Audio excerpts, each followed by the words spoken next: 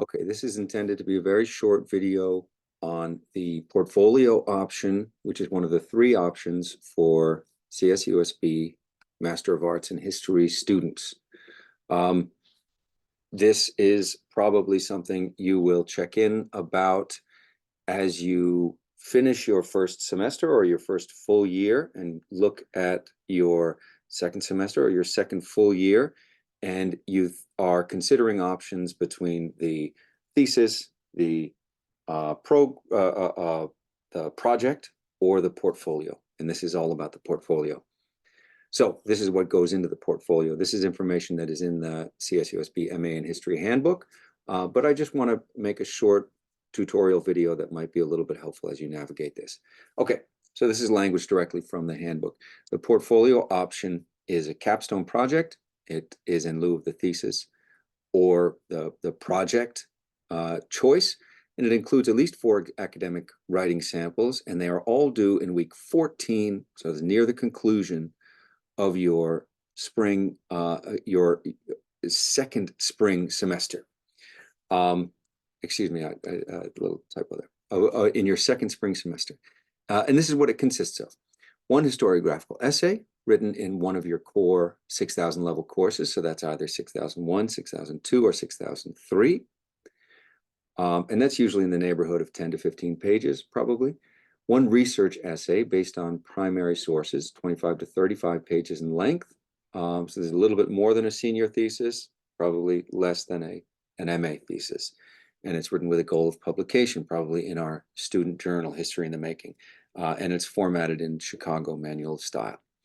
And then 2 historiographical essays that will be written as take-home comprehensive examinations written in your final semester, so your second spring semester. And these are done in between weeks 6 and 11. And in close consultation, I'll talk a little bit more about those below. And then finally, either a current resume or CV, curriculum vitae. Okay, so for the culminating portfolio, you should select 2 faculty members as your advisory committee in consultation with the graduate coordinator. Once you've completed 12 hours of graduate study. So that's in probably somewhere in your second semester, and as you're looking toward the summer in between your first and second years. So by December, so by the end of your second fall term, probably your third semester, you should have this fully decided. Probably before then, I would say, probably in the summer in between your first and second year, but it's an absolute requirement by December. So you should be working on that research paper probably through the summer in between your first and second years, and then into the fall of your second year. That research paper can align with the timeline that I shared in a separate video of your thesis writing classmates.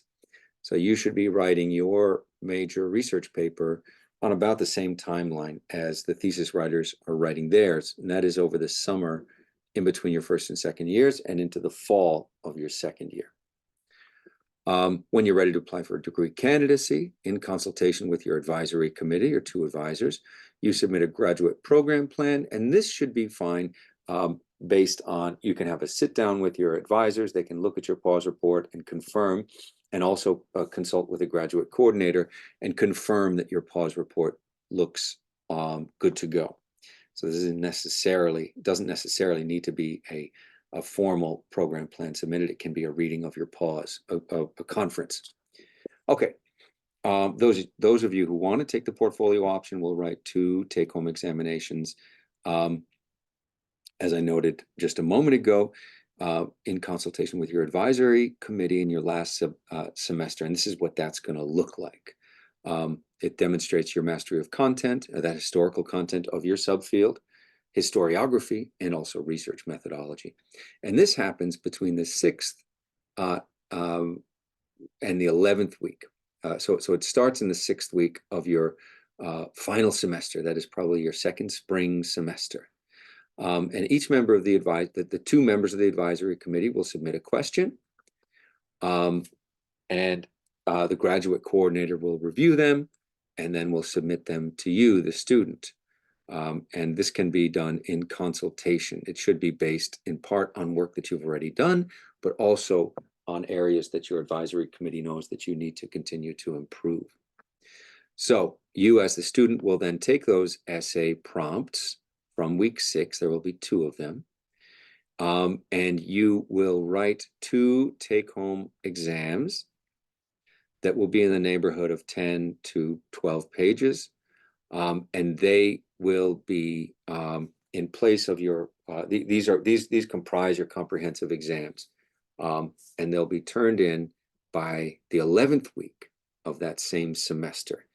And then your advisors, your 2 advisors, will review those, will evaluate those, and determine whether or not they are they're passing. Then the student will submit, you'll submit your full portfolio in the 14th week, so right toward the end of the semester. And your advisory committee will then vote on whether or not all materials that you've submitted are passing. And if they're not passing, you'll have an opportunity to revise and resubmit or retake any of the examinations, the take-home examinations.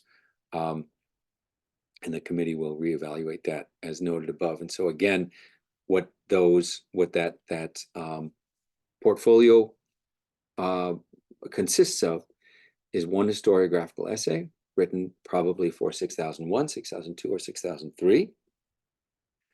And then 1 research essay that you can write probably in the fall of your 2nd year, alongside those who are writing theses and writing project-based reports. 2 historiographical essays written in your final semester in between week 6 and week 11, as prompted by your lead and secondary advisor. And then also finally a current resume or CV, and that can be done in consultation with your advisors and also perhaps the Office of Graduate Studies and the Career Center to make sure that your CV or resume is as sharp as it possibly can be. So that's the portfolio option, just in a nutshell. I wanted to share that with everybody. And of course, you can always email me and send me any questions, and we can discuss this in more detail.